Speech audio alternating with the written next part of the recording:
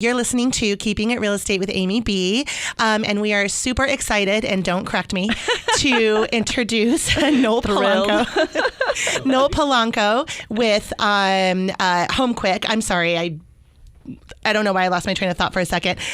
With HomeQwik, and I've known Noel for many, many years. He is a personal friend of mine, but I'm really excited to have him on today because he specializes in property management. I do. Yes. And happy Mother's Day to my mom and my wife as well. I'm kind of a good dad, mom, but I can't do. I've got a daughter too, so I need mom around as well. Yes, you do. Yes, you do. So based on, kind of in the lane that you guys are in on qualifications, to qualify for a rental property, we're looking at similar things that you would be looking at if you're trying to obtain a loan, but just not quite as detailed. So you guys talked about credit first. Credit, of course, is important. Every landlord wants somebody with an 800 credit score and no debt, right? That's just not, likely. Correct. So we're actually at the same numbers as you guys for our minimums. Our minimum is 550. We can look at other options depending on what's on your score. So I tell my landlords all the time, I'm not so concerned about what the score is, but what have they paid versus what have they not paid. So medical bills, school loans, even a business failure, maybe an old short sale or foreclosure, those don't concern me as much as unpaid car loans, cell phones, utilities, the day-to-day stuff, cable bills. If they can't keep up the day-to-day stuff, especially a cell phone, who do you see that doesn't have a cell phone active? Exactly. Right? Yeah. So if they can't keep that up, it concerns me about their ability to pay and their priorities in what they're paying. And then along with the credit, we look at the background check, of course. Hold on a second. I'm going to, on credit. So what if they have a prior repossession on their credit, regardless of age? Not repossession. I'm so sorry. Eviction. Thank you so much. If they have a collection on their credit from another housing entity, whether it be an apartment complex. We try to look at the last 2 years, right? Because things happen to people. If they're not in a position to buy, there might be many different reasons. But really with all their bills, including an eviction, we want to look at the last 2 years and see how well they're performed. Okay. So we're also going to look at their income. We want to show that they make 3 times the rent. Because we want to make sure that they can pay the rent and feed the kids. And this is those things. Gross or net income?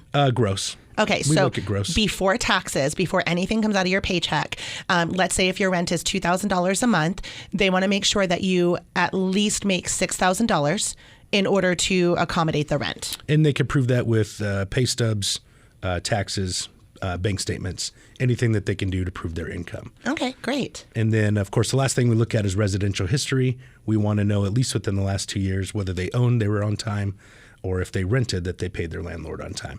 If we can get a report back from the landlord of how well they took care of the property, obviously that's great, because most of the stuff we're looking at is on paper. We have, a little bit of interview process with them, but what they can prove on paper is what we can prove to our property owners and our clients. Okay. So can you get somebody in 2 weeks? Can I send you my client? If I've got a house that's clean and move-in ready, I can move them in tomorrow.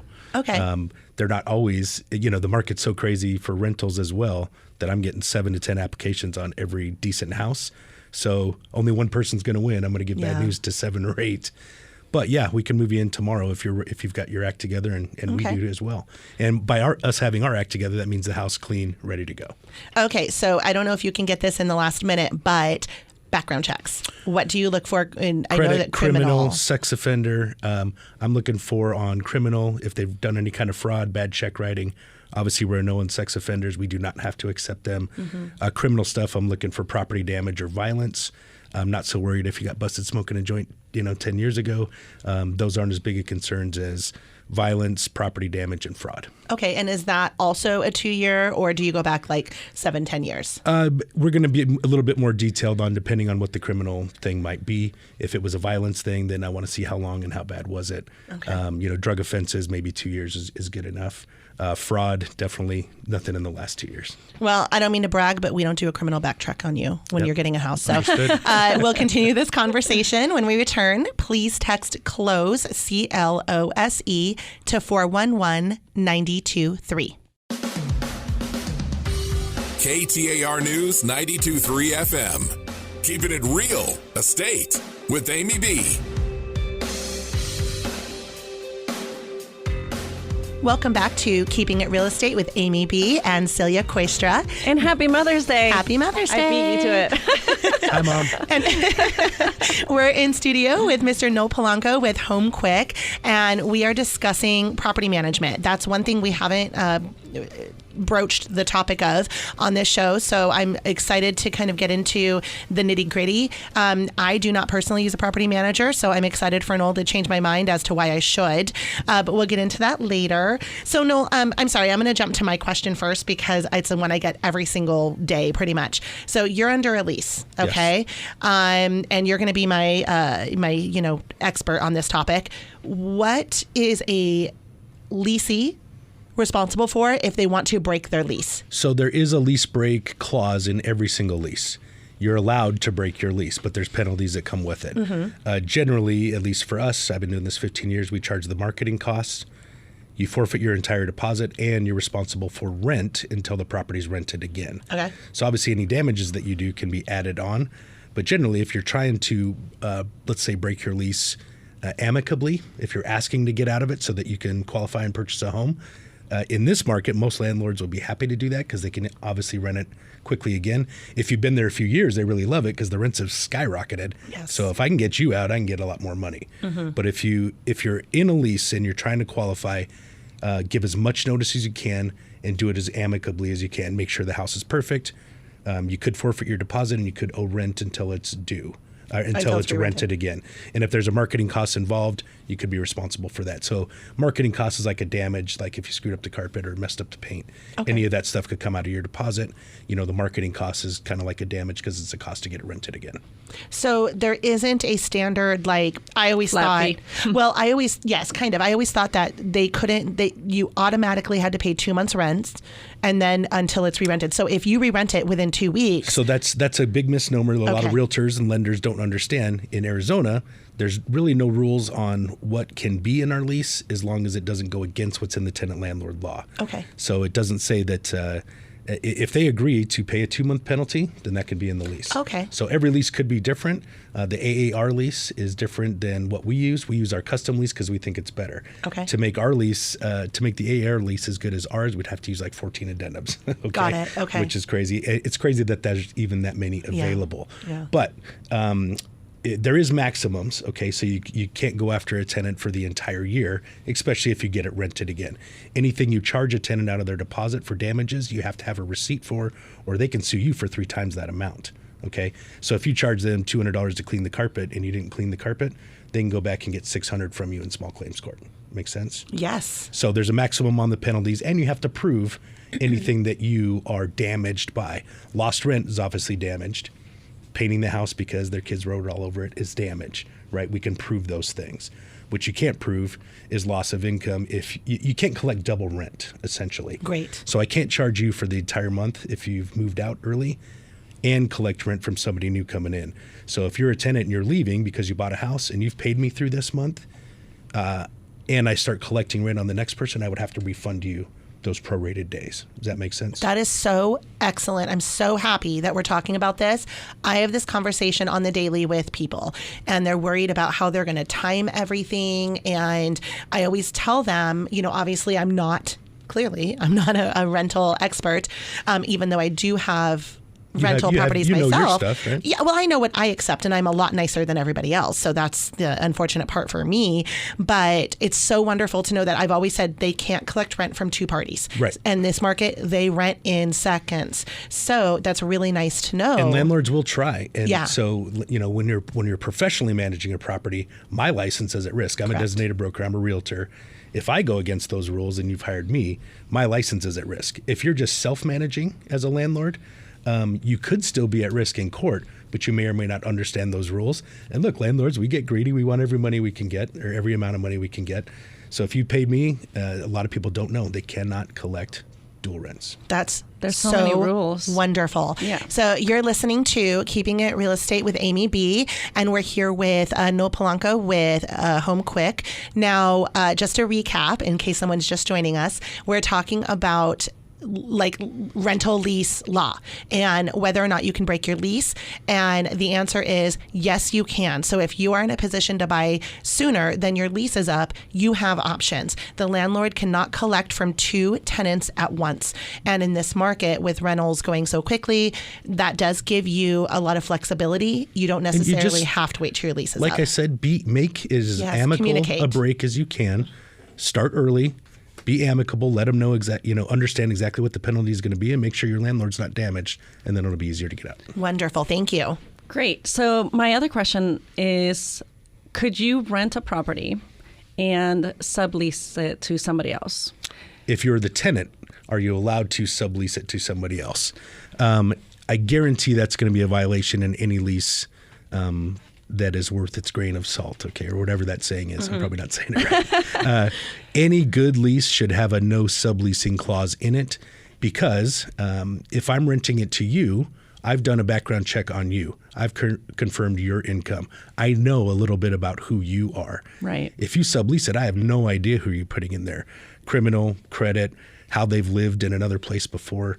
Are they legal, illegal, any of those things that might be a concern to me as a landlord, I can't verify because I haven't done the background check on them. So any good lease is going to say you can't do that because I have no idea who's moving in if I've only qualified you. Okay, so, a lot of our listeners listen to and follow, they have YouTube, TikTok, all these different things, right? All of your clients have TikTok and they send you TikTok videos on how to qualify for a house. Right. I know. Seriously. I just can't I can't catch a break on this, but that's why I'm going to bring this up. So I've been also, following TikTok as well, just to kind of see what my clients are looking at.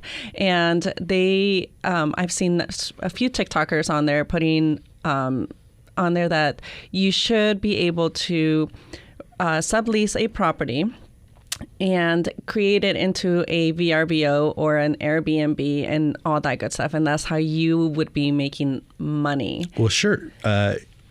If I loan you my car and then you go start, doing DoorDash all day, so right? I'm so glad that we're clarifying this, Yeah. TikTok listeners. No offense, I'm following them as well, but I just want to make sure that we clarify this. It's fine to have a side hustle, but you can't lie to the landlord and be. I would consider that fraud. Okay, so if I'm renting the house to you and then you turn around and try to make money on it and I don't know about it, that's fraud, and you're in breach of the lease. Most leases will say how many occupants can be in their period. The law also covers that, it's 2 per room. But it'll also say, what is the expectations are for you as the lessee. You're responsible for utilities. You're responsible for damage. You're responsible for paying the rent. You can't pass that off to someone else. Most leases will also have a business clause in it. A new trend right now is doing these care homes facilities and those types of things. It's almost like a sublease, but it's something that can be agreed upon a lease if you're renting to a corporation that's going to take care of people. That's different than just subleasing under the table and the landlord doesn't know. Okay, so for our TikTok listeners, would that be better to just do something off? There's people that are trying to cohabitate. That's a trend right now because the rents are so high. You're having families move in together, mother-in-laws moving in, maybe even 2 young couples that are renting a place together because the apartments are skyrocketing. Right. The houses are skyrocketing. So that's okay, but we need to qualify everybody that's over 18 that's going to live there. And it does say that on the application. Absolutely. And we need to know who's there and who's responsible for any damages. If 4 of you sign the lease, let's say it's 2 couples, great. I might approve that, but you're all separately responsible for everything that happens at the house. I hope this clarifies things for my TikTok listeners out there.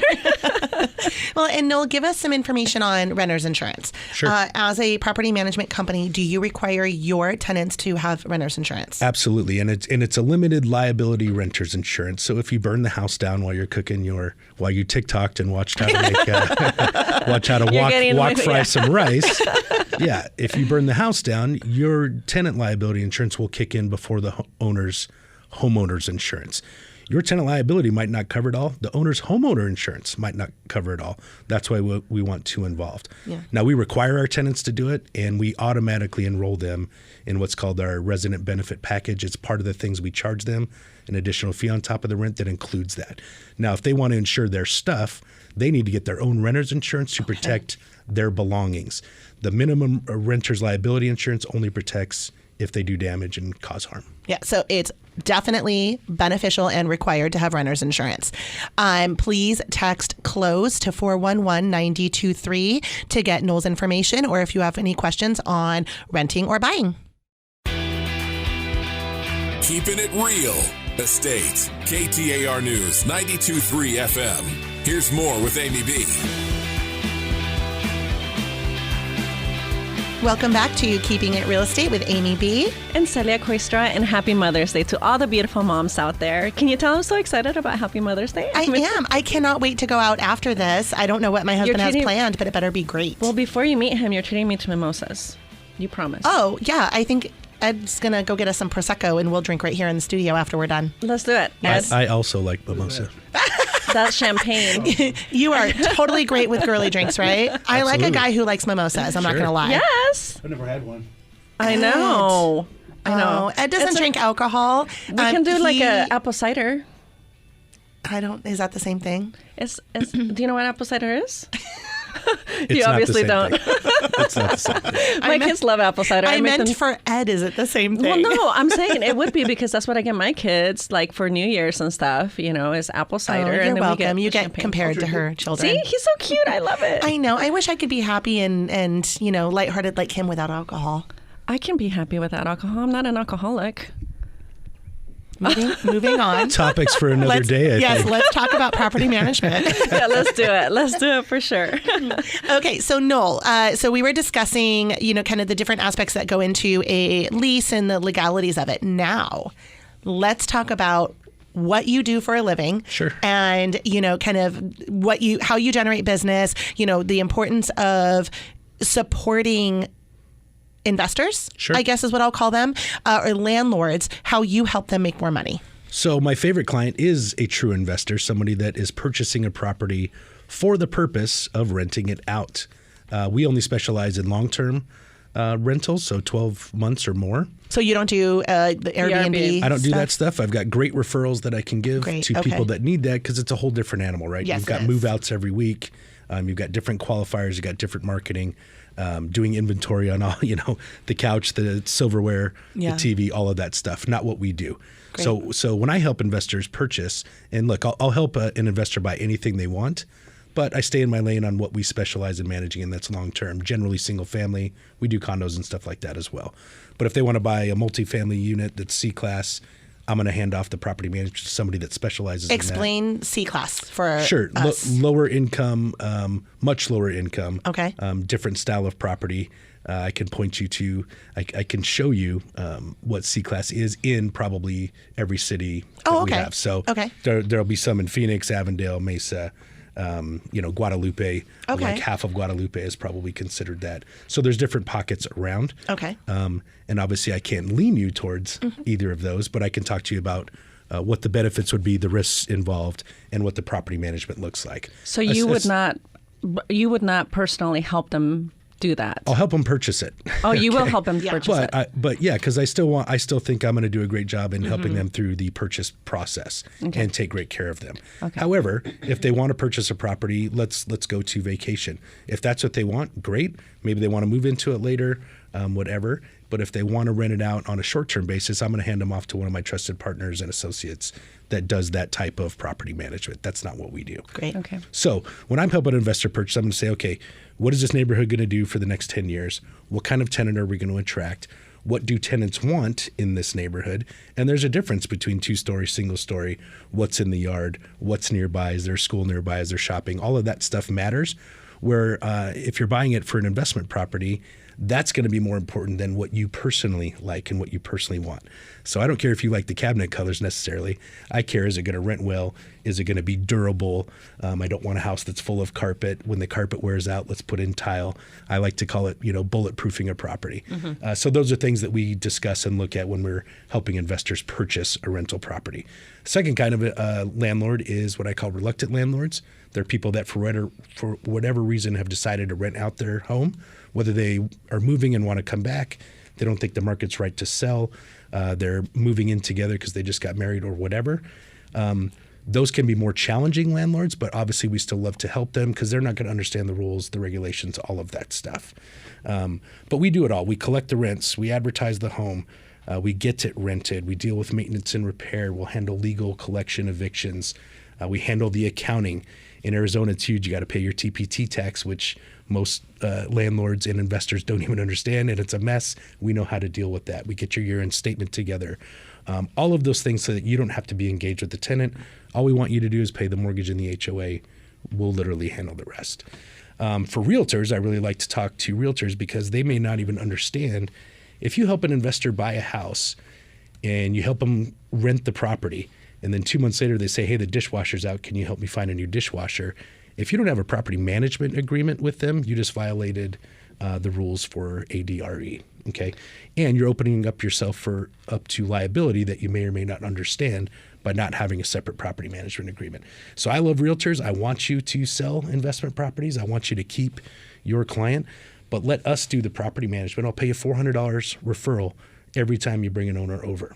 Oh, okay. Wonderful. So Noel's website is HomeQwik.com, and that's HomeQwik.com. So definitely look him up and hit him up for any questions on, if you have clients that need property management services or if you need property management services. Now, Noel, like I said before, I've been a landlord for 20 years.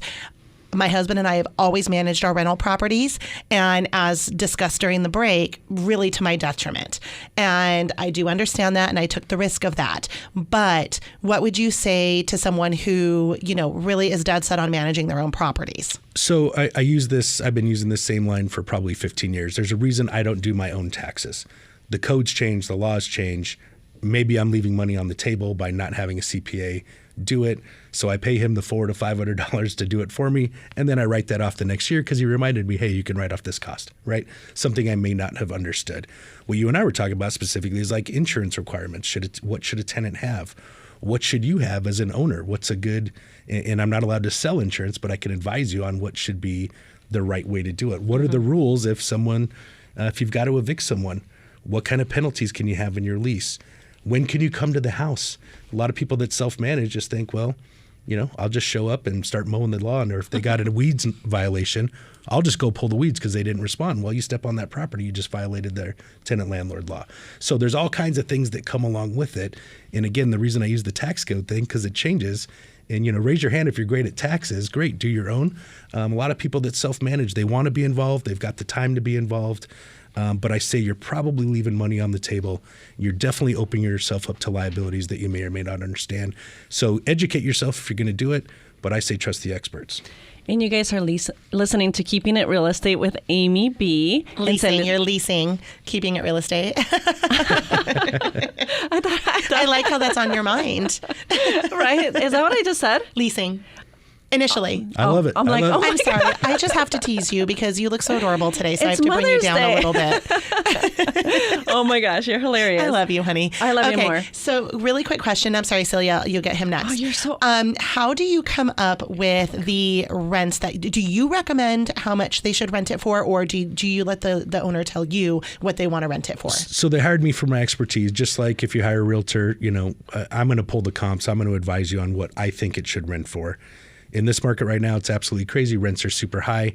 Every owner wants more than the next guy. Mm-hmm. If you've ever listed a house and the one next door sold for $50,000 less, this new guy listing is like, well, I can get more, right? You always think you can get more. So I show them the comps, and all I can prove is what has happened. You can advertise any price you want. I'll support you in advertising whatever price you want, but I won't promise you a price to get you to pick me versus the next property manager. Got it. Okay. And what do you charge for property management? And you can just be basic, give a range, but what can someone expect? So we want to know exact. Well, I can give you exact, luckily, because we charge a flat fee. It's $139 per month. And in Arizona, you can charge whatever you want for property management fees as long as the owner agrees. But we like to keep it flat and easy for everybody, $139 per month. What if they have multiple properties? $139 per door. If you got over 5, maybe we'll talk. If you buy a house with me, I'll usually give you 6 months free. Oh, okay. And a bottle of Prosecco for the mimosas. Oh, there you go. He's talking our language. That's all I've known you for like 18 years, and all you've had to do is offer me alcohol, and I would have. Unfortunately, it has to be. I think your husband's a realtor, so. He doesn't. We don't clearly property manage well. Well, yeah. Because we've discussed I've left a lot of money on the table. And for Amy, it would have to be VOOV, something more, a little bit more upscale. That's okay. You have to know. Bring me all your properties. We'll get a gift to you. We'll talk about it. So I had a client call me the other day. Actually, this weekend, I met him while I was eating dinner, of course. Anyways, he wants to buy an investment property, but he's like, oh, it's not worth it because I'm going to only make like $300. Okay. Making $300 is awesome. I did this for 12 years. Right? I did this for 12 years where cash flow wasn't even a thing. Right? So people forget that you get to write off pretty much all of your expenses when you do investment properties. Remember that, that guys. can make you some income every April, right? Also, somebody else is paying off the loan for you while it's appreciating. So for 20 years, we did 6 to 8% straight appreciation here in Phoenix.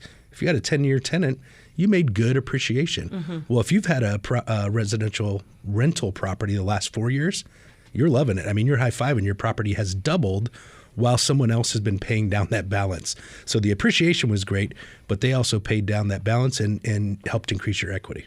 So cash flow is great, but really you want somebody in there taking good care, paying down the loan while the house is naturally appreciating. So it is worth a headache, guys. That's exactly what I'm listening here or what I'm hearing. Yeah. And if you don't want to deal with the headache, we have Noel here. That's right. Yes, professionals. And think about a $500,000 house going up 15% this year. Okay. Does it matter that you made $300 a month on the rent, or does it matter you made 15%? Correct.